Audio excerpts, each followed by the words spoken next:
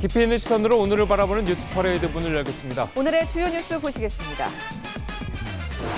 민주당 전당대회 돈봉투 의혹 사건의 핵심 인물인 강래구 한국감사협회장이 구속됐습니다. 검찰은 조만간 윤관석, 이성만 두 현역 의원을 소환하는 등 수사에 속도를 낼 전망입니다. 할로윈 참사 책임을 물어 탄핵 소추된 이상민 행정안전부 장관에 대한 재판 절차가 오늘부터 본격 시작합니다. 지난 2월 9일 사건 접수 이후 석 달 만으로 헌법재판소는 오늘 오후 이 장관의 탄핵 심판 첫 변론 기일을 진행합니다. 국민의힘 윤리위원회가 김재원, 태영호 두 최고위원에 대한 징계 결론을 내일로 미뤘습니다. 자진 사퇴를 하면 징계 수위가 낮아질 수 있다는 해석이 나오고 있습니다. 김남국 민주당 의원이 주식을 판돈으로 가상화폐를 샀다고 자금 출처를 공개했습니다. 하지만 예금도 그만큼 늘어나 초기 투자금에 대한 의문이 제기되고 있습니다. 저희는 잠시 뒤 돌아오겠습니다. 국민의힘 윤리위원회가 5시간의 논의를 거치고도 김재원, 태영호 두 최고위원의 징계 수위를 결정하지 못했습니다. 윤리위는 내일 다시 회의를 열고 최종 결정하겠다고 했는데 자진 사퇴할 경우에 징계 수위를 낮출 수 있다는 가능성을 내비쳤습니다. 박재훈 기자입니다. 부적절한 언행으로 징계를 받게 된 김재원, 태영호 최고위원에 대해 국민의힘 윤리위원회는 최종 판단을 이틀 미뤘습니다. 5시간가량 논의를 했지만 사실관계를 밝힐 부분이 남아있다는 이유로 결론을 내지 못한 겁니다. 징계 사유가 각 최고위원별로 3가지가 있는데 그 사실관계를 확정을 하지 않으면 그 징계 사유와 징계 수위를 정하는데 어떤 애로가 있기 때문에 이들의 자진 사퇴를 유도하기 위해 판단 시점을 미뤘다는 해석도 나오지만 두 최고위원은 모두 사퇴 가능성을 일축했습니다. 자진 사퇴 여부에 대한 이야기를 어느 누구한테도 들어본 적이 없습니다. 제가 자진 사퇴 입장이었다면 여기에 윤리에 오기 전에 밝혔을 것이겠죠. 당내에서는 당원권 정지 1년 이상의 중징계가 내려질 거란 전망이 나옵니다. 그 당원 당규, 그다음에 국민들이 바라는 시각을 기준으로 심사를 할 생각입니다. 이 경우 내년 4월 총선에서 공천을 못 받게 되는 만큼 과거 이준석 전 대표처럼 징계에 대한 가처분 신청을 할 수 있다는 관측도 나옵니다. 윤리위는 내일 오후 6시 다시 회의를 열어 징계 수위를 확정할 방침입니다. TV조선 박재훈입니다. 김재원, 태영호 두 최고위원은 각종 설화로 논란의 중심에 서왔습니다. 김재원 최고위원은 전광훈 목사 관련 발언과 5.18 정신 헌법 수록 반대 발언 등으로, 태영호 최고위원은 제주 4.3 사건과 김일성 지지설 등이 파문을 낳았습니다. 최은정 기자가 정리했습니다. 지난 3월 사랑제일교회 전광훈 목사의 예배에 참석한 김재원 최고위원은 5.18 정신을 헌법에 담는 데 반대한다고 말했습니다. 찬물을 깬 게 뭐냐면 헌법 정신에 5.18 정신을 헌법에다 넣겠다. 그건 불가능합니다. 불가능해요? 예. 불가능하죠? 예, 불가능합니다. 그냥 저도 반대입니다. 3월 말에는 미국 강연에서 전광훈 목사를 언급해 또 논란을 샀습니다. 전광훈 목사께서 또 우파 진영을 전부 천하 통일을 해서 제주 4.3 추념식은 3.1절이나 광복절보다 격이 낮다고 해 야당의 집중 포화를 맞기도 했습니다. 4.3 기념일은 이보다 조금 격이 낮은 그 기념일 내지 추모일인데 무조건 대통령이 참석하지 않은 것을 공격하려는 자세는 저는 맞지 않다고 봅니다. 태영호 최고위원은 제주 4.3 사건을 북한 김일성에 의해 자행된 만행이라고 말해 논란을 낳았습니다. 4.3 사건의 장본인인 김일성 정권에 한때 몸담궜던 사람으로서 제주 4.3 사건에서 희생된 유가족 분들과 희생자 분들을 위해서 또 SNS에 JMS 민주당이라는 글을 올려 민주당이 이재명 대표의 사당이 됐다고 빗댔습니다. 신도 성폭행으로 파문을 일으킨 JMS 정명석을 연상시킨다는 이유로 여론의 문매를 맞았습니다. 태영호 최고위원은 또 백범 김구 선생이 김일성의 통일전선 전략에 당했다는 취지의 발언을 해 구설에 오르기도 했습니다. TV조선 최윤정입니다. 전해드린 대로 국민의힘 윤리위원회가 김재원, 태영호 두 최고위원에 대한 징계 수위 결정을 내일로 미뤘습니다. 자, 과연 어떤 상황이 있었는지 국민의힘 김기윤 윤리위원을 스튜디오에 직접 모셔서 자세한 이야기 나눠보도록 하겠습니다. 안녕하세요. 예, 안녕하세요. 예. 자, 먼저 좀 단도직입적으로 좀 여쭤보겠습니다. 어제 왜 결정을 못 내릴 겁니까? 예, 이제 소명 절차에서 예. 자신의 주장을 하겠죠. 그 주장을 하면은 그거에 따른 입증 자료를 내야 되는데 예. 입증 자료가 불충분했습니다. 그래서 그 입증 자료를 제출할 수 있느냐라고 이제 물어봤고 제출할 수 있다라고 이렇게 대답이 나왔습니다. 예. 그럼 언제까지 제출할 수 있냐? 그래서 이제 오늘까지 제출할 수 있다라고 얘기를 했고 그렇다 보면은 오늘까지 제출할 수 있다고 하니까 입증 자료를 그것 때문에 기다리는 시간이 있었습니다. 그래서 내일로 연기된 것입니다. 근데 보통 이제 저희가 이제 봤을 때 그동안 이야기했던 두 최고위원, 방금 전에도 저희가 이제 기사를 통해서 소개를 시켜드렸습니다만 이 발언들은 이제 명확한 거 아니겠습니까? 그 발언으로 인해서 징계 수위를 결정하는 거고 뭔가 더 뭐 자료가 필요했던 겁니까? 예, 이거 주장을 하면은 예. 내 주장이 맞다. 그러니까 징계 사유가 있는데 이 징계 사유에 대해서 나는 이렇게 주장하고 있습니다라고 발언을 했습니다. 이렇게 주장하고 있다고. 그럼 그거에 대한 증거 자료, 입증 자료를 내야 되는데 예. 그게 낼 수 있는지 없는지 확인했고 낼 수 있다라고 얘기를 했기 때문에 그게 바로 오늘까지였습니다. 그래서 바로 오늘이 지난 내일 징계 다시 수위를 결정하는 회의를 하게 된 것입니다. 구체적으로 어떤 자료였는지 혹시 말씀해 주실 수 있으십니까? 예, 그 회의 자료는 저희들이 이제 비공개로 되어 있기 때문에 예. 좀 양해 부탁드리겠습니다. 자, 그래서 일각에서는 이 김재원, 태영호 두 최고위원한테 자진 사퇴의 기회를 주려는 것 아니냐. 좀 하루 정도 여유를 줘서 자진 사퇴를 하면은 좀 이렇게 징계 수위를 낮춰주겠다. 이런 식의 이야기가 있었던 것 아니냐. 좀 이런 이야기가 있더라고요. 예, 그런 그 취지로 지금 많이 보도가 되어 있습니다. 예. 그렇게 이제 보도된 취지를 보면은 이틀 정도 연기가 됐기 때문에 그런 취지가 언론이 보도가 되는 것 같습니다. 예. 만약에 그런 윤리위가 자진 사퇴를 목적으로 연기가 했다고 하면은 소명 절차에서 두 최고위원한테 자진 사퇴할 의사가 있느냐, 의향이 있느냐 물어봤을 것입니다.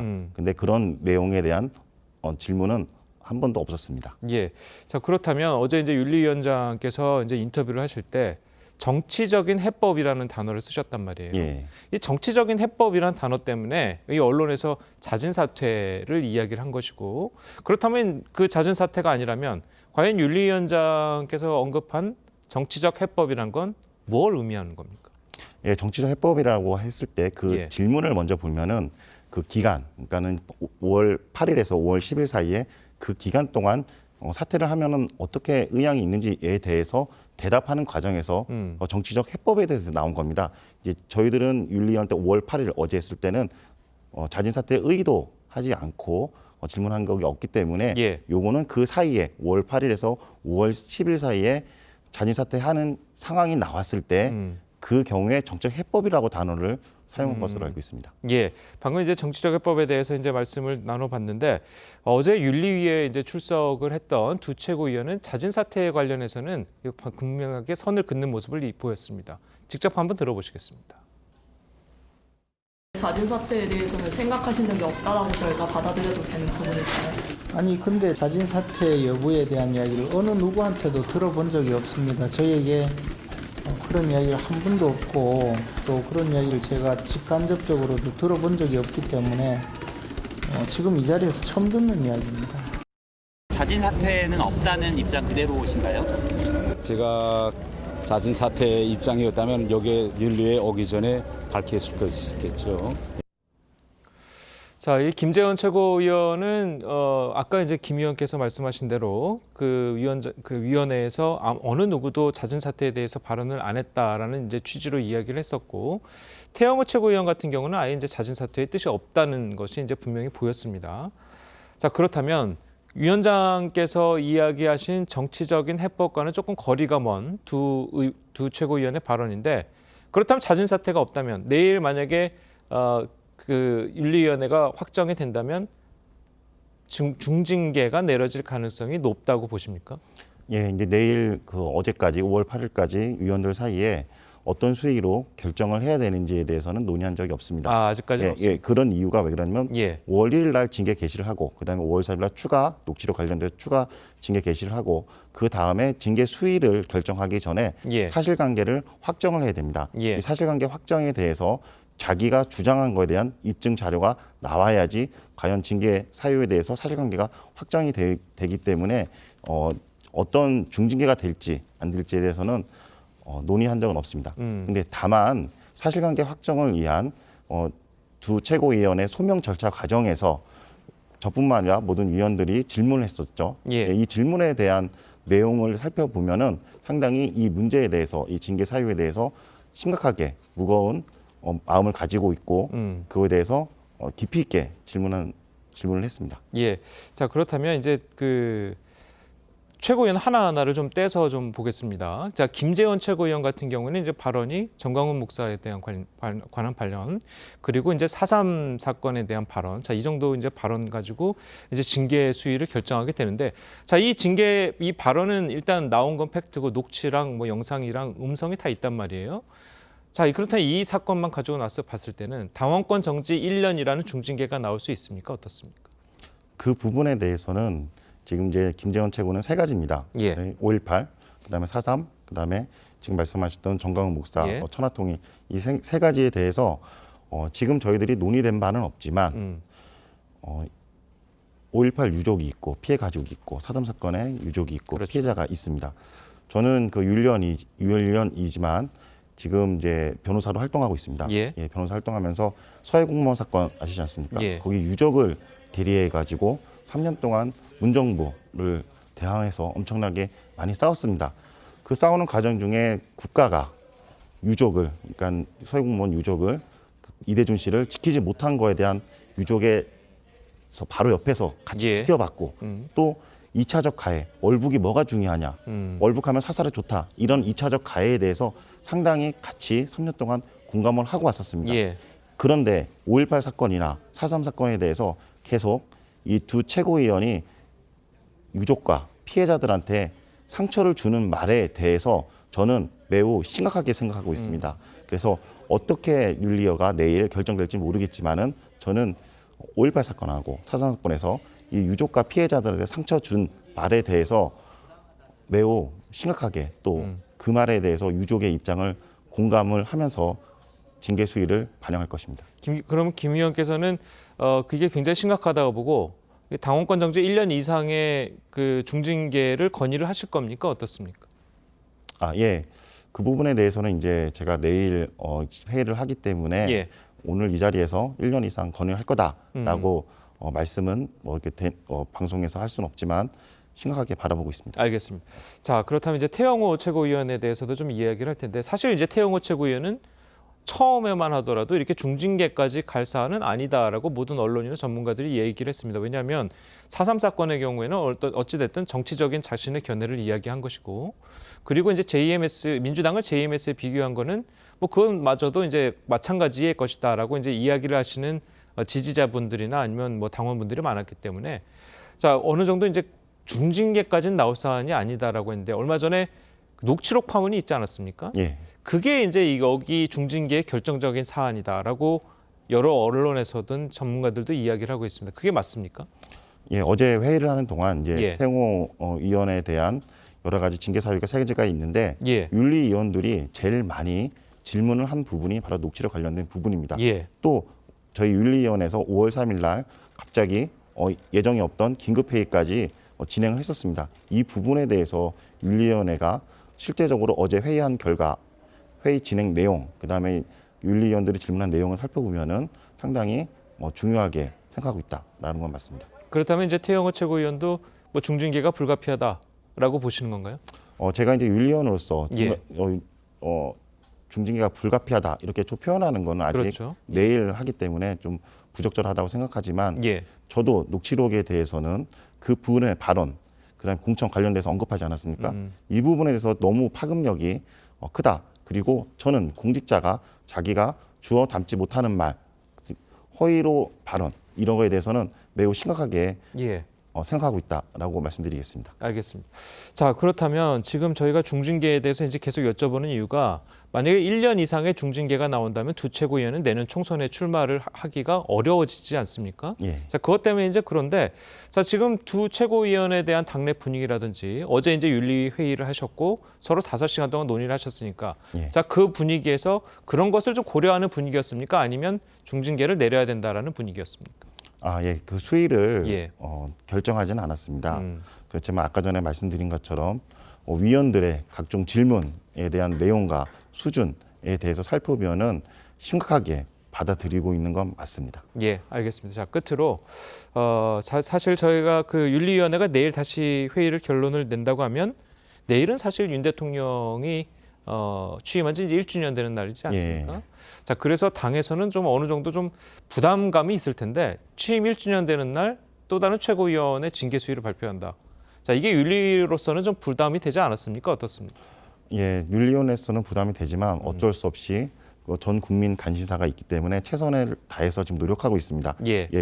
그동안의 과정을 살펴보면은 위원장이 코로나에 걸려가지고 격리 해제된 바로 5월 1일 날 1차 회의를 하고 그다음에 녹취록 파동이 나자 5월 3일 날 긴급회의를 소집해서 다시 2차 긴급회의를 했습니다. 그리고 5월 8일 날 또 어제죠 회의를 했었습니다. 근데 지금 제가 방금 전에 말씀드린 것처럼 이 주장에 대한 입증 자료를 받아야 되기 때문에 만약에 받지 않고 진행할 경우에는 이 점을 이유로 나중에 소송이 들어왔을 때 절차적 하자가 있다. 실체를 제대로 심리하지 않았다라고 해서 징계 취소 사유가 발생할 수 있으니까 예. 이 부분을 명확하기 위해서 부득이하게 내일 하기로 한 겁니다. 오늘까지 준다고 했으니 바로 내일까지 바로 잡아갖고 한 거고 또 목요일 날은 최고위원회 회의가 있기 때문에 어쩔 수 없이 저희 윤리위원회에서는 가장 빠르게 선택할 수 있는 날짜가 5월 10일이었습니다. 그래서 부득이하게 5월 10일로 하게 된 건데 이 부분에 대해서 이제 언론에서 보니까 좀 비판이 있는데 윤리위원회에서 많은 노력을 하고 있다라고 양해를 해주셨으면 좋겠습니다. 어제는 한 5시간 정도 걸렸잖아요. 예. 5월 10일은 그럼 뭐 빨리 끝나게 되는 겁니까? 어떻습니까? 예, 사실관계 확정 문제가 좀 남아있긴 한데 지난보다 더 빨리 끝나지 않을까라고 생각도 하긴 하지만 또 저 생각 말고 다른 윤리위원들의 생각이 있기 때문에 좀 지켜봐야 될 것 같습니다. 예, 알겠습니다. 자, 오늘 말씀 잘 들었습니다. 감사합니다. 예. 헬로윈 참사 책임을 물어 탄핵 소추된 이상민 행정안전부 장관에 대한 재판 절차가 오늘부터 본격적으로 시작합니다. 지난 2월 9일 사건 접수 이후 석 달 만으로 첫 변론 기일인 오늘은 이 장관과 김도읍 국회 법사위원장이 참석할 예정입니다. 황병준 기자입니다. 가 179표, 부 109표, 무효 5표로서 행정안전부 장관 이상민 탄핵 소추안은 가결되었음을 선포합니다. 이상민 행정안전부 장관 탄핵 소추안이 국회에서 야당 주도로 통과된 지 3개월여 만에 헌법재판소가 오늘 오후 2시 이 장관에 대한 탄핵 심판 첫 변론 기일을 진행합니다. 이 장관을 비롯해 국회 측 대표로 김도읍 법사위원장이 참석할 예정입니다. 한 달 전 열린 준비기일에서 국회 측은 이 장관이 헌법상 의무를 저버렸다고 주장했습니다. 헌재에서 신속하게 집중 심리를 통해서 실체가 밝혀질 수 있도록. 이에 대해 이 장관 측은 행정안전부 장관은 재난구조 상황에서 지휘 권한이 없다고 반박했습니다. 탄핵을 통해서 파면당할 만큼 잘못된 중대한 위법을 범한 적이 없다는 점. 당시 양 측은 증인 채택을 두고도 신경전을 벌였는데 국회 측은 유가족과 생존자 등 8명을 증인 신청했지만 이 장관 측은 당시 기록으로도 충분하다며 거부했습니다. 오늘 변론 기일엔 새로 임명된 김형두, 정정미 재판관을 포함해 재판관 9명 전원이 나오는 가운데 헌재가 국회가 신청한 증인 8명 가운데 몇 명을 채택할지도 관심 중 하나입니다. TV조선 황병준입니다. 민주당 김남국 의원이 자신의 통장 내역을 공개하면서 가상화폐에 대한 자금 출처를 공개했습니다. 주식을 판 돈으로 가상화폐를 샀다고 했는데 예금도 그만큼 늘어나 초기 투자금에 대한 의문이 제기되고 있습니다. 신유만 기자의 보도입니다. 김남국 의원의 입장문입니다. 2021년 1월 13일 LG 디스플레이 주식을 판 돈 9억 8,574만 원을 코인 투자금으로 사용했다고 설명했습니다. 공개한 통장 내역을 보면 이 돈은 2021년 2월에 세 차례에 걸쳐 은행 통장에서 가상화폐 거래소인 업비트로 옮겨졌습니다. 그런데 2022년 김남국 의원의 재산 공개 내역을 보면 2020년에 1억 4,769만 원이던 예금액이 2021년에는 11억 1,581만 원으로 9억 6천여만 원 늘어납니다. 변동 사유엔 보유 주식 매도 금액 및 급여 등으로 적었습니다. 또 김 의원은 해명에서 현재는 가상화폐 9억 1천만 원과 예금 2,625만 원을 비롯해 부동산 전세권 보증금 8억 원 등 전 재산이 21억 원이라고 밝혔습니다. 김 의원의 해명대로 2021년 초에 주식을 판 돈 9억 8천만 원을 코인에 투자했다면 같은 해에 늘어난 예금 9억 6천만 원과 이후 새롭게 생긴 전세보증금 8억 원 등은 어디에서 나온 건지 추가 해명이 필요합니다. 게다가 김 의원은 암호화폐 위믹스를 최대 60억 원어치를 가지고 있다가 한꺼번에 처분한 게 논란이 됐는데 김 의원이 가상화폐 거래소인 업비트에 10억 원 가까이를 송금한 2021년 초에는 위믹스가 업비트에 상장되지 않았던 시점입니다. 위믹스가 업비트에 상장된 건 이듬해 1월 1일이었습니다.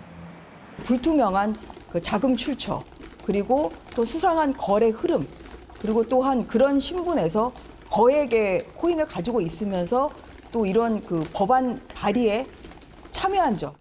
TV조선은 추가 의혹에 대한 해명을 듣기 위해 김 의원 측에 수차례 연락했지만 닿지 않았습니다. TV조선 신유만입니다. 문재인 전 대통령이 공익사업을 내걸고 지난달 문을 연 평산책방에 당초 사업 소개와는 달리 재단법인 명의가 아닌 문 전 대통령의 명의로 운영 중인 것으로 나타났습니다. 서점 운영 수익이 공익재단이 아닌 개인에게 돌아간다는 의미여서 논란이 되고 있습니다. 정민진 기자의 보도입니다. 문재인 전 대통령이 직접 작성한 평산책방 홍보글입니다. 책방 수익은 전액 재단 평산책방에 기속되고 주민을 위한 공익사업에 사용할 계획이라고 적혀 있습니다. 그런데 영수증을 보니 개인 사업자 번호가 찍혀 있고 대표는 문재인 전 대통령으로 돼 있습니다. 모든 수익은 문 전 대통령에게 가게 되고 수익 규모와 사용처를 공시하지 않아도 됩니다. 비용을 출자를 해서 그래서 책방을 운영을 하고 있는 건데 수익은 또 개인에게 귀속되는 구조니까 이 수익이 실제로 재단법인의 공익적인 사업이나 이런 데 쓰였다는 것 자체가 좀 알 수가 없어요. 문 전 대통령 측은 절차가 간단한 개인 사업자를 임시로 등록했다고 해명했습니다. 사업자 등록이 없이 책을 팔면 불법이 되니까 그쵸. 아마 임시로 개인 사업자는 금방 출고만 하면 되잖아요. 책방 측은 사업자 명의를 재단법인으로 이전하는 절차가 마무리되면 개인 사업자는 폐업할 예정이라고 했습니다. 평산책방은 열정페이 논란에도 휘말렸습니다. 책방 측이 무급 자원봉사자 모집글을 올리면서 8시간 근무하는 사람에게만 점심 식사를 준다는 내용이 문제가 됐는데 8년 전 문 전 대통령의 발언까지 소환됐습니다. 열정페이라는 이런 이름으로 청년 노동력을 착취하는 그런 일이 있어서는 안 되겠습니다. 여당은 민주당의 내로남불 DNA를 잘 보여주는 것이라고 비판했습니다. 임기 동안 최저임금을 급격하게 올렸습니다. 하지만 퇴임 이후 만든 평산책방에서는 무급 자원봉사자들을 모집하고 있습니다. 논란이 커지자 책방 측은 공익사업을 위해 자원봉사자 모집을 하려 했지만 과욕이었던 것 같다며 자원봉사자 모집을 철회했습니다. TV조선 정민진입니다. 예, 한때 60억대 가상화폐 보유 논란에 휩싸인 더불어민주당 김남국 의원이 이 논란이 된 지 사흘 만인 어제 입장문을 냈습니다. 통장 내역의 일부를 공개하면서 해당 의혹을 반박했지만 남는 의문이 적지 않습니다. 자, 관련 소식을 두 분과 함께 자세하게 짚어보도록 하겠습니다. 노동일 파이낸셜 뉴스 주필 그리고 김상일 전 민주당 부대변인 나오셨습니다. 안녕하세요. 안녕하십니까. 자, 김남국 의원의 이제 해명을 보면 이 주식을 팔아 생긴 9억 8천여만 원이 이제 초기 투자금이었고 현재 재산은 코인을 포함해서 한 21억 원 규모라고 합니다. 자, 그런데 이 주식을 팔아서 9억여 원으로 가상화폐를 샀는데 예금도 9억여 원이 늘었단 말이에요. 그래서 이제 초기 투자 자본금이 어디서 나온 거냐? 자, 이런 질문이 있습니다. 그래서 이 관련 사건에 대해서 김남국 의원의 해명이 계속 달라지고 있는데요. 예. 처음부터 얘기하면 너무 복잡하니까 지금 바로 말씀하신 그 부분만 얘기 좀 해보죠. 예. 코인을 도대체 무슨 돈으로 샀냐, 이게 지금 의문점 아니겠습니까? 그렇습니다. 초기 투자금인데 지금 본인의 해명에 따르면 본인이 보유하고 있던 주식 9억 8천을 팔아서 그걸 가지고 코인을 샀다, 그 돈으로. 그러니까 사실 코인으로서 돈을 벌진 못했다는 거 아니에요, 그죠? 한 푼도 벌지 못했다. 지금 현재 시세가 9억 몇 천만 원이라니까. 예. 그러면 도대체 그런 주식을 샀다면 지금 말씀하신 대로 바로 그 다음 해 재산 공개를 했는데 예금이 처음에 1억 몇 천이었다가 11억 몇 천 늘어나면서 9억 8천 정도가 똑같은 돈이 늘어났습니다. 예. 그러니까 주식 투자를 해서 주식을 판 돈으로 산 것이 아니라면 본인 말대로 주식을 팔아서 산 돈으로 산 거라면 그걸 가지고 코인을 산 건데 예금이 9억 몇 천만 원 똑같이 늘어날 수가 있나요? 그러니까 두 가지 중에 하나겠죠. 순전히 거짓말이든지 아니면 다른 주식이 있든지 또 다른 코인이 있어서 그걸 팔아 샀든지 이래야 현금이 늘어나고 또 그만큼의 돈을 가지고 코인을 샀다. 예. 이게 해명이 되는 거 아니겠습니까? 예. 그리고 조금 더 올라가 보면 한 걸음만 올라가 보면 그럼 주식을 투자한 돈은 어디서 샀느냐 이거 아니겠습니까? 의문이 생기는 거죠. 김남국 의원의 트레이드 마크가 뭡니까? 가난한 청년 정치인. 밥도 3,800원짜리밖에 못 먹고 떨어진 운동화를 신을 수밖에 없는 그런 가난한 청년 정치인이 본인의 트레이드 마크인데 이 돈이 불법적인 돈이 아니라면 원래부터 상당한 돈이 있었다는 얘기 아니에요, 그죠? 거기다가 무슨 또 전세금 보증금 8억 원에다가 전 재산이 21억이라고 하는데 좀 전에 말씀드린 대로 코인으로는 돈을 벌지 못했어요. 그러면 처음부터 이렇게 돈이 많이 있었는데 가난한 청년 정치인이라고 트레이드 마크를 쓰면서 모든 국민을 속인 건지 아니면 처음부터 돈이 없었는데 처음에는 예전에 본인은 변호사 자격이 있지만 변호사를 많이 한 것도 아니거든요. 그러면 돈은 없었는데 국회의원 되기 전에는 국회의원 되고 나서 갑자기 돈이 이렇게 생긴 건지 이건 해명해야 되는 문제죠. 예. 본인이 얘기를 가만히 들어보면 내가 왜 이런 걸 해명해야 되냐 그런 것 같아요. 국민의 세금으로 돈을 받는 월급을 받는 국회의원이기 때문에 해명해야 할 의무가 있는 거죠. 해명하고 싶지 않다면 국회의원을 그만두는 게 좋은 것이고요. 예, 알겠습니다. 자, 법적인 문제도 살펴봐야겠지만 이 김 의원의 정치적인 도의적 책임을 지적하는 목소리도 많습니다. 자, 특히 과거에 김 의원이 검소한 이미지를 강조했기 때문에 이 비판이 거세지는 모양인데 이 관련 이야기를 먼저 들어보시겠습니다. 제가 돈을 번 건 비트코인을 번 게 아니고 진짜 아끼고 편의점에서 아이스크림 하나 안 사 먹고 차도 지금까지 안 샀거든요. 검소함의 상징이시잖아요. 토탈 얼마예요, 이거 지금? 제가 봤을 때 5만 원 안 되죠? 이거는 국회에서 준 거고요. 3만 원도 안 될 것 같은데? 이것은 국회에서 준 거. 신발은 37,000원. 잠깐만, 근데 신발은 엄지발가락 부분이 구멍이 났어요. 이거 좀 잡아주면 좋겠네. 메쉬 소재라서 그렇습니다. 정말 만약 조금만이라도 후원을 해주신다면 정말 더 큰 좋은 정치로 보답하겠습니다. 좋은 의정 활동에만 쓰도록 하겠습니다. 많이 좀 도와주십시오. 모두 말이 많아요. 그런가요? 한 푼 주십시오, 이게. 한 푼 주시면 자, 이야기를 좀 들어보면은 비트코인으로 번 게 아니고 편의점에서 아이스크림 하나 안 사 먹고 차도 지금까지 안 샀다. 자, 편의점에서 아이스크림 안 사 먹고 차도 안 사면 지금 21억 원을 모든 국민들이 벌 수 있습니까? 어떻습니까? 그러니까요. 저런 말이 국민들의 어떤 정서와 너무 맞지 않는 것이죠. 그러니까 지금 말씀하신 대로 그 정도의 자산을 가지고 있었는데 그랬다는 것인지 아니면 없었는데 코인 투자를 해서 이만큼의 이익을 냈다는 것인지 두 가지 모든 경우에 있어서 국민들은요 좀 배신감을 느낄 수밖에 없는 거예요. 아, 굉장히 좀 가진 게 없기 때문에 또 굉장히 검소하고 그러면서 성실하고 그런 사람인 줄 알았는데 예. 알고 봤더니 그 정도 자산이 있으면서 그렇지 않은 척을 했거나 아니면 코인을 통해서 남들은 근로소득으로는 진짜 평생 저축을 해도 모으기 힘들 정도의 돈을 이익을 냈다? 그러니까요. 두 가지 다 국민 입장에서는요. 상대적 박탈감을 느낄 수밖에 없는 상황이라고 생각합니다. 그렇기 때문에 지금 하는 소명의 방식은 너무 무성의하고요. 조금 더 국민 정서에 합당한 그리고 국민들이 아이고 저 사람은 저렇게 보는데 나는 뭐지? 라는 걸 느끼지 않게 해주는 그런 해명이 좀 필요하다고 생각이 듭니다. 예, 알겠습니다. 자, 어쨌든 뭐 민주당은 이 전대 돈봉투 의혹에 이어서 김남국 의원의 논란까지 겹치면서 좀 당혹스러운 모양새입니다. 자, 그래서 당내에서는 김 의원을 옹호하는 목소리도 나오고 있는데요. 관련 이야기를 듣고 오시겠습니다. 가진 것은 죄가 안 되는데 검소하게 사는 것은 죄가 됩니까? 60억도 이거 검증해봐야 됩니다. 코인도 뭐 지금 워낙 급락이 너무 그 등락폭이 너무 크기 때문에 본인이 좀 뭐 개인이 갖고 있다고 해서 문제다? 제가 보기엔 뭐 다른 의원님들 안 갖고 계실까요? 불특정 다수와 관련된 사안에 있어서 법을 발의하는 것을 갖고 이해 충돌을 적용하는 것은 사실은 그렇게 쉽지는 않다 하는 것이 현재까지의 대부분의 어떤 공감됩니다. 자, 물론 뭐 몇몇 의원들이긴 하지만 민주당 내에서 저렇게 김남국 의원을 옹호하는 목소리, 저런 식으로 옹호하는 목소리가 나오는 것에 대해서는 어떻게 생각하십니까?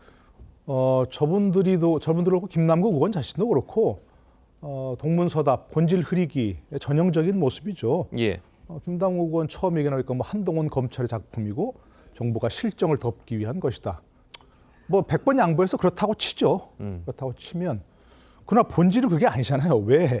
왜 김남국 의원이 본인의 가난한 청년 정치인을 강조하던 사람이 돈을 저렇게 많이 갖고 있느냐. 그 과정이 어떠냐. 떳떳하게 벌었고 만약에 본인이 정말 가상자산에 투자해 벌었다면 부럽긴 하지만 그거 누가 뭐라 그러겠습니까? 자본주의 사회에서. 그죠? 그런데 보니 아까 얘기한 대로 9억 8천만 원에 사서 지금 9억 1천만 원밖에 안 됐다는 거 아니에요. 그러니까 가상자산 투자에서도 한 푼도 벌지 못했다는 건데 느닷없이 21억이라고 계산을 공개하는 것, 그거를 받아들일 수 없다는 거죠.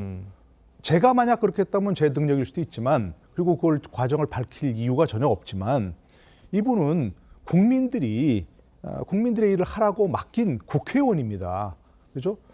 그런데 세비를 한 푼도 안 쓰고 정말 본인 말대로 아이스크림도 안 사 먹고 뭐 도시락 먹으면서 이렇게 떨어지는 운동화 신으면서 한 푼도 안 쓰고 모아야 1년 1억이 안 됩니다. 예. 그런데 어떻게 저런 돈을 모았냐는 거예요.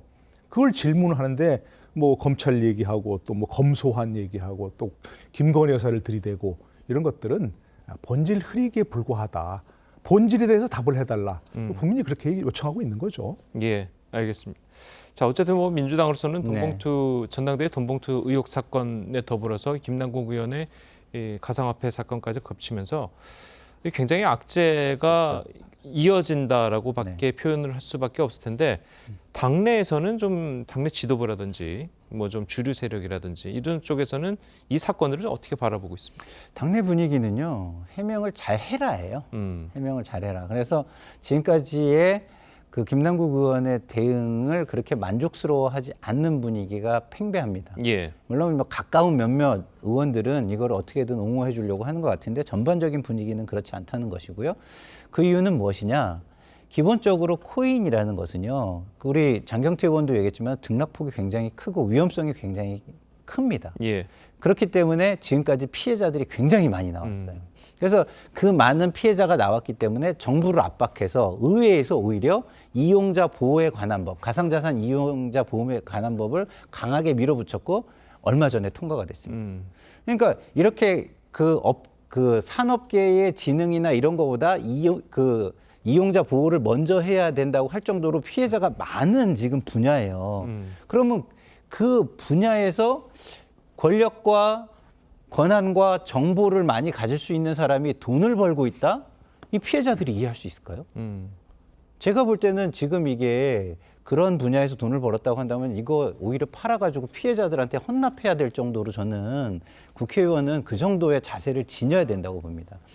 오히려 그런 상황에서 피해자들을 보호하기 위해서 제도를 만들고 법을 만들고 이러는 데 힘을 쓰셨어야지 여기에 투자하고 있는 것은 제가 볼 때는 도덕적으로는 상당히 불감증이 심하다 이렇게 볼 수밖에 없는 거 아닌가. 그리고 국민들이 그 부분을 느끼지 못할 것인가. 느끼고 있다면 민주당만 못 느끼는 게 되는 것이고 총선에는 당연히 악영향이 되지 않겠습니까? 그런 것들을 민주당은 지금은 상당히 느끼고 있고요. 그 느끼는 점을 김남국 의원에게 상당한 어떤 압박 내지는 요구를 하고 있는 것으로 당 내부 분위기는 저는 그렇게 알고 있습니다. 예. 자, 이제 도덕적으로 이제 비판을 받고 있다고 말씀하셨는데 이 사실 법적으로도 문제가 되는 사건이 있습니다. 김남국 의원이 가상자산 과세 유예 법안. 이게 가상자산을 갖고 있을 때 뭐 과세하는 것을 좀 유예시키는 법안이잖아요. 이 법안에 이제 참여를 했단 말이에요. 자, 이게 이해충돌 법안에 이제 이해충돌에 상충되느냐 여부를 놓고 또 이야기들이 많거든요. 그래서 이제 이해충돌 방지법의 정면으로 이게 충돌하는 건지 위법한 건지 그 부분 아주 조금 따져봐야 할 부분이 있는 것 같은데요. 입법 행위니까 이해충돌 방지법에 정면으로 위반되는 것은 아니라고 생각이 됩니다. 예. 그러나 이해충돌 방지법 취지에는 어긋난다고 볼 수밖에 없는 게 예를 들어서 건설회사 소유한 그런 의원이 있다. 그런 사람은 국토교통에 못 가게 하잖아요. 이해충돌을 방지하기 위해서. 왜? 국토교통에 가가지고 건설회사들에게 직접적, 간접적으로 혜택을 주는 법안을 발의할까 봐 그러는 거죠. 그걸 발의하지 못하게 하는 것이고. 그런데 이분은 불특정 다수에게 이익을 주는 손해를 방지하는 그런 법안이기 때문에 문제가 없다라고 얘기하는데 가상자산을 모든 사람이 소유하지는 않고 있지 않습니까? 그래서 만약 가상자산 보유한 것을 공개하도록 그렇게 한다면 관련 상임위에 못 가게 할 겁니다. 기재위라든지 관련 그런 다루는 법 상임위원회 똑같은 얘기죠. 본인이 가상자산을 한때는 80만 개, 60억 상당을 보유하고 있었다고 하니까 만약 그 과세를 유예한다면 본인이 처음부터 세금을 내야 한다면 상당한 액수의 세금을 내야 할 텐데 그걸 과세를 유예한다면 본인이 스스로 특혜를 받는 거 아닙니까? 그러니까 이 부분은 이해충돌 방지 법에는 위반되지 않는다 하더라도 이해충돌 방지라고 하는 그 취지에는 위반되는 그런 거란 얘기입니다. 알겠습니다. 자, 저희는 다음 소식도 좀 짚어보도록 하겠습니다. 문재인 전 대통령이 운영하는 그 평산책방이라고 있습니다. 자, 평산책방에서 무료 자원봉사자를 모집해서 열정페이 논란이 일고 있습니다. 관련 이야기 듣고 오시겠습니다. 청년들의 노동에 대해서 합당한 보수와 대우가 필요합니다. 열정페이라는 이런 이름으로 청년 노동력을 착취하는 그런 일이 있어서는 안 되겠습니다. 임기 동안 최저임금을 급격하게 올렸습니다. 하지만 퇴임 이후 만든 평산 책방에서는 무급 자원봉사자들을 모집하고 있습니다. 예, 자, 이 논란이 뭐냐면 사실 이제 문재인 전 대통령은 예전에 이제 새정치민주연합 대표할 때 열정페이에 관련해서 비판을 한 적이 있습니다. 자, 그런데 지금 평산 책방이라고 물론 공익적인 사업이 이제 목적입니다만 여기에 일하는 분들을 무료 자원봉사자로 몰입하신 걸 두고 이게 또 열정페이 논란 아니냐 이런 지적들이 나오고 있습니다. 글쎄 열정페이라고 하면 조금 개념이 다르죠. 예를 들어서 10만 원 줘야 할 걸 7만 원 주면서 나머지를 네가 좀 부담하는 데 열심히 해라. 예. 그렇게 얘기하는 게 열정페이인데 이건 한 푼도 안 주겠다는 거니까 그런 거 개념이 좀 다르긴 하지만 어쨌든 그런 걸 떠나서 이게 평산책방이라고 하는 게 물론 본인들은 공익재단을 만들었다고 하지만 예. 다 그게 공익재단이 공익 목적이 아닌 거잖아요. 국민 다수에게 혜택이 돌아가는 그런 것들인데 되게 보면 자신들의 어떤 정치적 목적을 위한 정치적 결사체 성격이 강하거든요. 제가 보기엔 그렇습니다. 그러니까 그걸 가지고 겉으로는 공익적 사업을 위한 공익재단이라고 만들었지만 저는 그건 수단일 뿐이라고 생각이 되고요. 그러니까 본인들끼리 열심히 자기들끼리 자원봉사를 하든지 하든 건 문제가 없다고 생각합니다. 그러나 국민 일반을 대상으로 해서 그런 자원봉사자를 모집하는 것은 이런 형태의 어떤 그 재단 이런 것은 해당이 안 되는 거죠. 개인적으로 생각하는 겁니다. 그러니까 이것은 자원봉사를 모집할 수 있는 수단이 아니고 본인들이 자원봉사를 모집한 것은 자원봉사를 하겠다는 사람이 많아서 그렇다는 거 아닙니까? 그럼 모집할 필요가 뭐 있어요? 자원봉사를 하겠다는 사람이 많으면 그냥 그 사람들에게 조를 짜서 한다든지 시간을 배정한다든지 해서 하면 되는 것이지 이것은 제가 보기에는 자신의 정치적 결사체를 좀 더 두텁게 만들기 위한 그런 수단이 아니었냐 이렇게 생각할 수밖에 없는 거죠. 알겠습니다. 자, 그리고 또 하나 논란이 있는 게 이제 사단법인 그러니까 공익재단을 이제 목적으로 하는 게 목적이라 했잖아요. 근데 영수증을 좀 띄워봤더니 이 영수증에 재단법인 명의가 아니고 사업자가 이제 문재인 전 대통령이란 말이에요. 자, 그렇다면 이게 개인 소유의 책방이라는 건데 네. 그럼 공익사업과 좀 맞지 않는 건 아닙니까? 그러니까 이제 그 재단 측의 해명을 들어보면 재단은 설립 과정이 길기 때문에 예. 그 쉽게 등록을 할 수 있는 개인 사업자를 먼저 내서 시작을 하고 재단 설립 인가와 등기가 되면 그걸로 이제 합치는 과정이었다라고 이제 설명을 하고 있는 것이고요. 그 부분에 대해서 조금 더 자료나 이런 것으로 해명한다고 한다면 그 부분은 해소가 되지 않을까. 그리고 그동안에 이익이 난 부분을 재단으로 귀속시키는 과정 역시도 투명하게 만약에 국민에게 공개를 한다면 그 부분은 해소가 되지 않을까 이렇게 좀 생각이 됩니다. 근데 일반적으로 이제 생각을 했을 때 정말 그렇게 재단 설립에 오래 걸린다면 그 오래 걸리는 걸 끝내고 나서 책방을 운영하면 되는 것 아니겠습니까? 책방 운영이 뭐가 그렇게 급하다고 그게 오래 걸린다고 해서 문재인 대통령, 전 대통령의 이름을 먼저 했다가 나중에 다시 뭐 가입하는 이런 어떻게 생각하면 복잡한 그런 절차를 그런 부분에 있어서는 이제 오해를 사게끔 한 부분이 있다고 생각하고요. 예. 그 부분에 대해서는 또 유감 표명을 저는 해야 된다고 생각을 하고 예. 그리고 만약에 투명하게 제가 앞서 말씀드린 부분이 공개가 되지 않는다면 오해가 더 커질 수도 있다. 이런 말씀은 추가로 드립니다. 예, 알겠습니다. 자, 오늘 두 분 말씀은 여기까지 듣겠습니다. 잘 들었습니다. 네, 고맙습니다. 감사합니다. 예, 최근 중국 매체들이 우리나라를 비난하는 보도를 하는 것을 두고 중국 외교부가 중국 내 민의를 반영한 것이라고 주장했습니다. 중국 외교부는 이런 부정적인 민의가 생긴 근원이 어디 있는지 모두 알고 있을 것이라면서 우리 정부를 탓했습니다. 황정민 기자입니다. 중국 영문판 관영 매체 글로벌타임스가 환구시보와 공동으로 올린 사설입니다.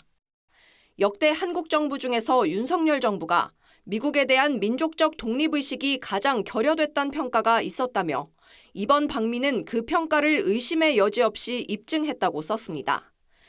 결국 지난 4일 주중 한국대사관은 관영 매체들에게 항의 서한을 보냈지만 매체들은 용납할 수 없다는 맞불 사설을 실었습니다.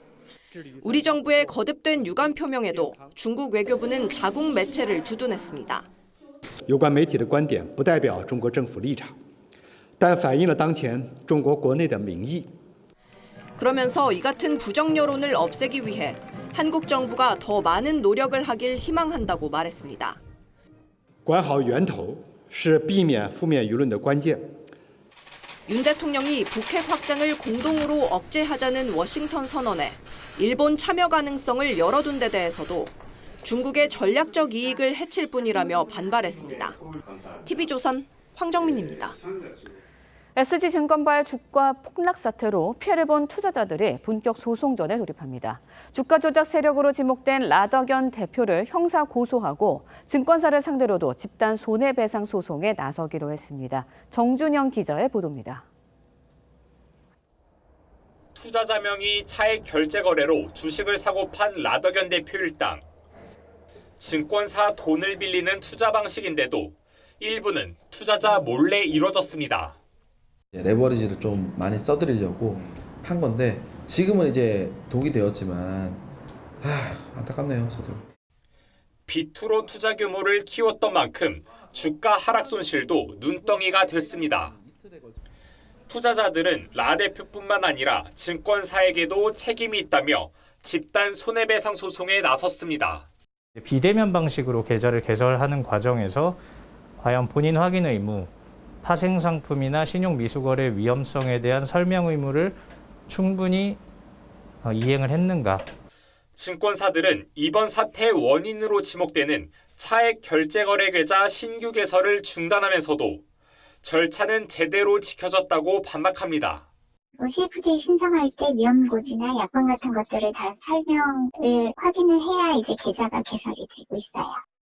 한편 투자자 60여 명은 주가 조작 일당 6명을 사기와 배임, 범죄 수익 은닉 혐의로 검찰에 고소할 예정입니다. 합동수사팀은 라 대표가 회사를 다수 운영하며 세금을 빼돌린 정황을 포착하고 조세 포탈 혐의를 추가 적용할 방침입니다. TV조선 정준영입니다. 민주당 전당대회 돈봉투 의혹 사건의 핵심 인물인 강내구 전 수자원공사 감사가 검찰의 영장 재청구 끝에 구속됐습니다. 검찰은 조만간 윤관석, 이성만 두 현역 의원도 소환하는 등 수사에 속도를 낼 전망입니다. 윤슬기 기자의 보도입니다. 서울중앙지법이 민주당 전당대회 돈봉투 의혹 사건의 핵심 피의자인 강내구 전 수자원공사 감사에 대해 증거인멸 우려가 있다며 구속영장을 발부했습니다. 강 전 감사는 9,400만 원 상당의 돈봉투 살포를 주도하고 뇌물 300만 원을 수수한 혐의를 받고 있습니다. 판사님께 성실하게 말씀드리겠습니다.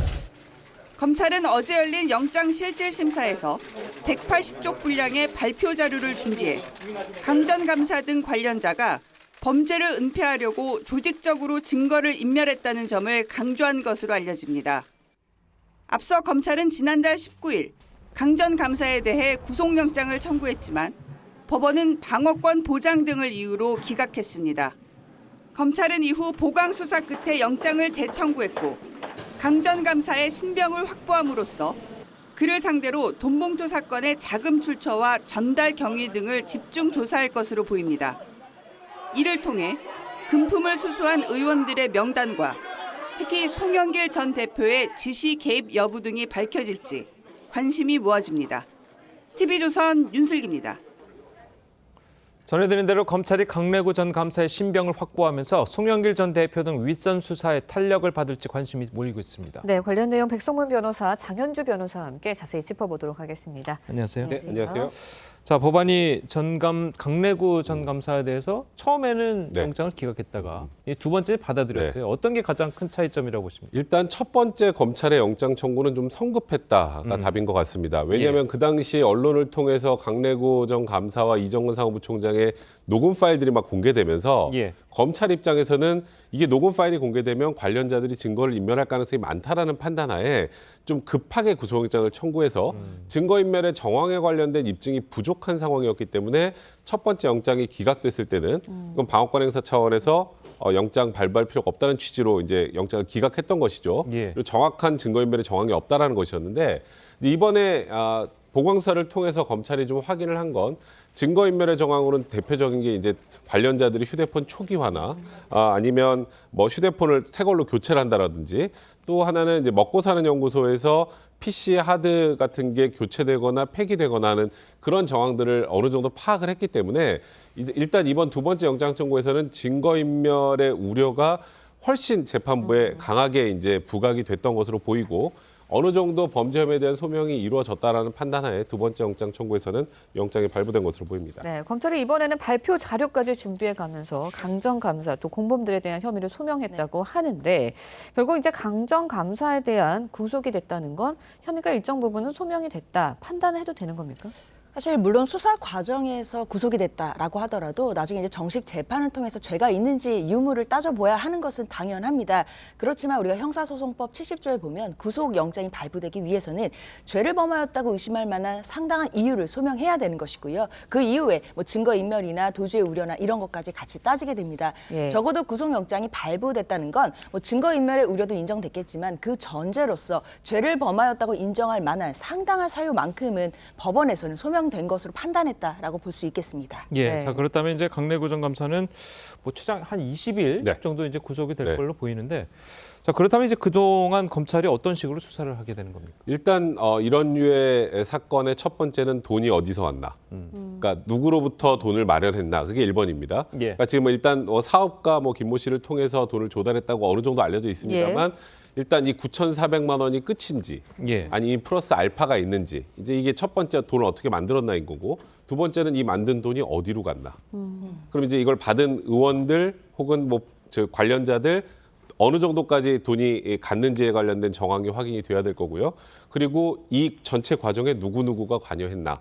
지금 윤관석 의원이나 이성만 의원에 관련된 얘기는 나오지만 제일 중요한 건 송영길 전 대표가 이와 관련된 사실을 알았나.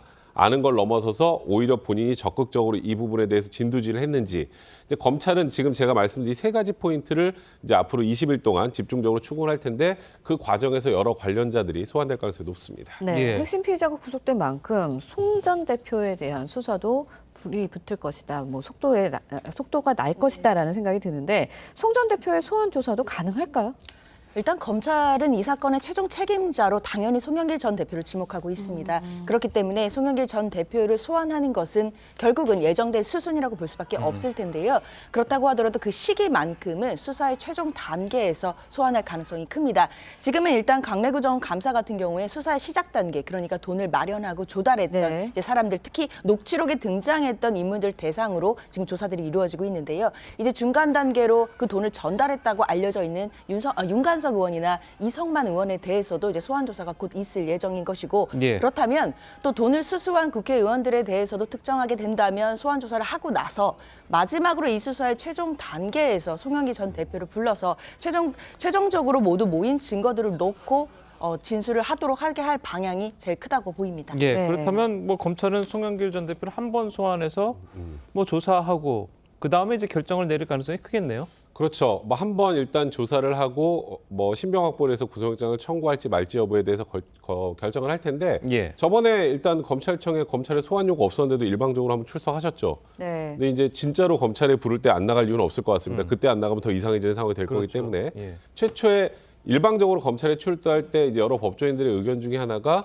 향후에 신병 확보를 위한 구속영장 청구 때 아니 나는 지금 이렇게 적극적으로 수사에 임하려고 하는 자세를 보이고 있는데 내가 무슨 도주의 우려가 있느냐, 내가 무슨 증거인멸의 우려가 있느냐, 이거를 어찌 보면 사전 확보하기 위해서 일방 출두했다는 의견도 있었단 말이죠. 그렇다면 송영길 대표 입장에서는 두 번째 출두에도 적극적으로 임하고 수사에는 성실히 임하겠다는 자세를 대외적으로 좀 비출 가능성이 높지 않을까 개인적으로 생각합니다. 네, 만약에 이제 검찰이 송 전 대표에 대한 구속영장을 청구하게 되면 강래구 씨의 구속이 영향을 또 주지도 않을까라는 생각도 들거든요. 어떻습니까? 물론 뭐 직접적으로 뭐 해당 사건의 관련 피의자가 구속됐으니까 다른 피의자도 구속된다 이렇게 연결하긴 어렵습니다. 그렇지만 사실상 봤을 때 강래구정 감사가 지금 구속이 된 상태고 그 구속 사유 중에 하나가 증거인멸의 우려입니다. 근데 송영길 전 대표 같은 경우에는 물론 본인이 자진해서 출석한 것도 있었지만 그 이후에 휴대폰을 초기화해서 냈다라는 이제 보도들이 있었습니다. 그런 부분들이 증거인멸의 우려로 판단이 된다라고 한다면 구속영장이 청구될 가능성도 지금은 있어 보입니다. 알겠습니다. 자, 오늘 두 분 변호사님 말씀 여기까지 듣겠습니다. 잘 들었습니다. 고맙습니다.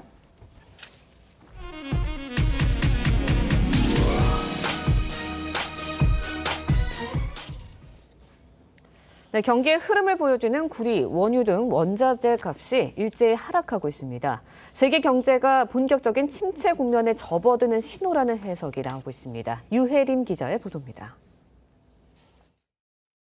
지난해 말 코로나19 봉쇄를 풀고 경제활동 재개에 나선 중국.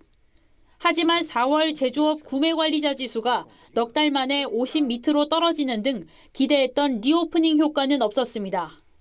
欧洲方面通胀高企，未来还会加息，全球政策的不平衡增加了经济和金融体系的不稳定性。 원자재 가격도 빠르게 떨어지고 있습니다. 경기 풍향계로 불리는 구리 가격은 1월 고점 대비 10% 하락했고 하얀 석유로 불리며 치솟던 리튬 가격도 65% 급락했습니다. 배럴당 100달러 전망이 나오던 국제유가도 한 달 새 70달러대로 뚝 떨어졌습니다. 누적된 금리 인상에 위축된 수요가 되살아날 기미가 보이지 않는 데다 미국은행 파산까지 이어지면서 경착륙 우려에 업계 전반이 크게 위축됐기 때문입니다. 세계 경제가 생각보다 회복이 좀 더디고 그러면 이제 원자재 시장의 수요가 생각보다 빠르게 회복될 가능성이 없다는. 전 세계적인 경기 침체가 찾아올 수 있다는 우려가 커지면서 이제는 물가 안정보다 경기 부양에 방점을 둬야 한다는 목소리도 나오고 있습니다. TV조선 유혜림입니다.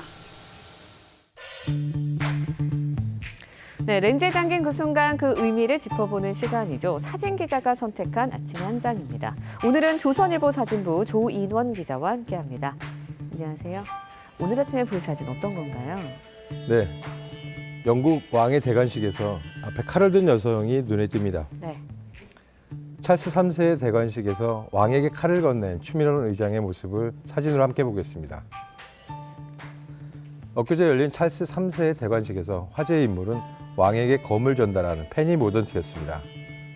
그녀는 궁정복의 전통 컬러 대신에 검정이나 금색 대신 현대 여성의 의미를 고려해서 청록색 옷으로 새로 디자인해서 입었습니다. 또 황금과 보석이 박힌 3.6kg의 검을 들고도 조금도 흔들리지 않는 모습을 보이기도 했습니다. 이번 대관식을 위해 그녀는 팔굽혀펴기 운동을 열심히 했다면서 자신이 해군으로 복무한 경험도 도움이 되었다고 했습니다. 현재 그녀는 영국 보수당의 하원 원내대표이면서 영국 최초의 여성 국방장관의 이력도 갖고 있습니다. 네, 그런데 이번 영국 왕의 대관식을 반대하는 여론도 있었죠. 네, 영국 내에서는 일부 시위대가 군주제에 반대하는 시위가 열리기도 했습니다. 시위대는 왕실에 들어가는 비용이 지나치게 많고 현대에도 맞지 않는다고 했습니다. 한 기자가 군주제의 필요성을 물었더니 그녀는 군주제는 시대에 맞게 적응을 하고 변하기 때문에 지속되어야 한다는 소신을 밝히기도 했습니다.